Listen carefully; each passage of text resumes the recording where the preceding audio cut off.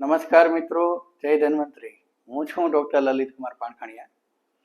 મિત્રો, શું આપ કલ્પના કરી શકો છો કે સૂર્યપ્રકાશ અથવા તડકામાં આપણે રહીએ, ખુલ્લી હવામાં ફરીએ, અથવા આપણે ખુલ્લી હવામાં કોઈ આપણે રમતગમત રમીએ તો એનાથી પણ આપણને સ્વાસ્થ્ય લાભ થઈ શકે?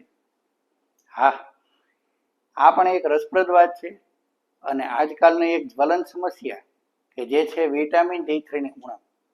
વિટામિન D3ની ઉણપને લગતા કેસ અમારે ત્યાં ઓર્થોપેડિકના ડૉક્ટર છે, ન્યુરોલોજિસ્ટના ડૉક્ટર છે, જનરલ ઓપીડીના ડૉક્ટર છે, એ લોકોને ત્યાં ખૂબ બધા કેસ આવતા હોય છે. અને એની અંદર જેમ કે એમને સ્નાયુઓની દુખાવા હોય છે, હાડકાના દુખાવા હોય છે, કમરનો દુખાવો છે, માનસિક થાક લાગવો, ખૂબ બધી ચીડિયાપણું છે, તેમજ રોગ પ્રતિકારક શક્તિને લગતા કોઈને કોઈ આપણે સમસ્યા, અવારનવાર કોઈને કોઈ ચેપી રોગો આપણને થવા.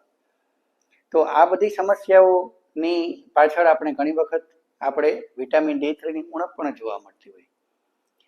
તો આ વિટામિન D3ની ચર્ચા આજે આપણે કરીએ કે કેવી રીતે, શું એમાં આપણે કરી શકીએ અને આપણા શરીરમાં ખાસ કરીને સૂર્યપ્રકાશના રોલથી આપણે આપણી સારવાર કેવી રીતે કરી શકીએ.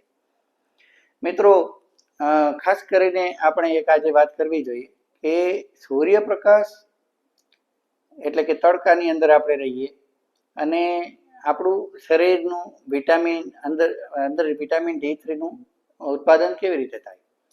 મિત્રો, આપણું જે શરીર છે એમાં જે ચામડી છે એની અંદર જે ચરબીનું પડ છે, એ ચરબીના પડ ઉપર સૂર્યપ્રકાશના કિરણો જ્યારે આપણને મળે અને એ પ્રકાશના કિરણોથી આ જે છે એ ચામડીની અંદર વિટામિન D3નું સંશ્લેષણ થાય, ઉત્પાદન થાય. તો હવે આપ સમજતા હશો કે આ બંનેની જરૂરિયાત શું છે. ત્રીજી વાત આપણે આજે એ કરવી પડે કે ચામડીની અંદર જે ચરબીનું પડ છે એ બનવાની અંદર આપણે શું વસ્તુ આપણે લેવી જોઈએ. મિત્રો, આજનો યુવા વર્ગ જે છે એ આપણે જોતા હોઈએ છીએ કે ઘી છે, માખણ છે અથવા દૂધ છે, આવા જે પૌષ્ટિક ખોરાક છે એનાથી એ દૂર જાય છે અને પોતાને ગમતા ચટપટા બજારું જે કંઈ જંક ફૂડ જેવા ખોરાક છે એ બધા ખોરાક ખૂબ બધા સેવન કરતા હોય છે, લેતા હોય છે. પણ એ બધા ખોરાકને કારણે અને આવી રીતે પૌષ્ટિક ખોરાકથી દૂર થવાને કારણે ચામડીની અંદર જે જરૂરી આપણે ચરબીના જે કણો છે, જે પડ છે, એ બનતા નથી.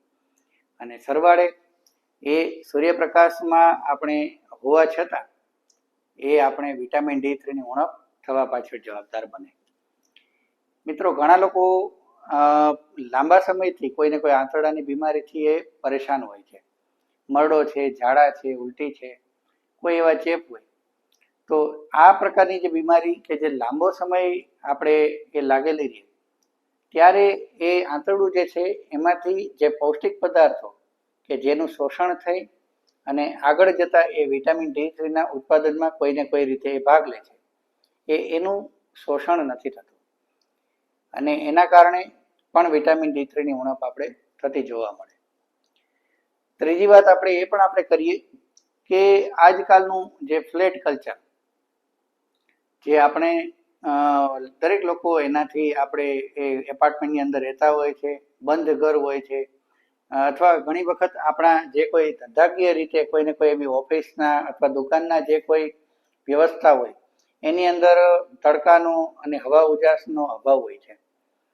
તો એ બંધ બારણે જેટલી આપણે પ્રવૃત્તિ વધે છે એ પ્રવૃત્તિના કારણે આપણે જે તડકાથી આપણે દૂર રહેવાને કારણે ખાસ કરીને આ પ્રકારની સંશ્લેષણ ન થાય અને વિટામિન D3ની ઉણપ થતી હોય છે. તો રહી વાત હવે આપણે એ કરીએ કે આની સમસ્યાનું આપણે સમાધાન કેવી રીતે કરીએ.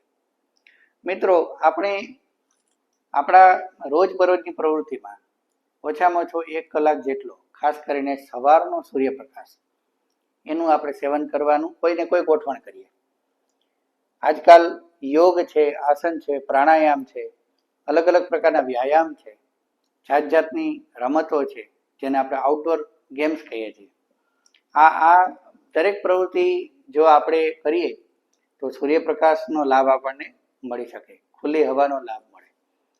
બાળકોને આપણે ગાર્ડનમાં એમને અલગ અલગ પ્રકારની ગેમ રમાડીએ અને એને પણ આ રોગથી આપણે બચાવી શકીએ.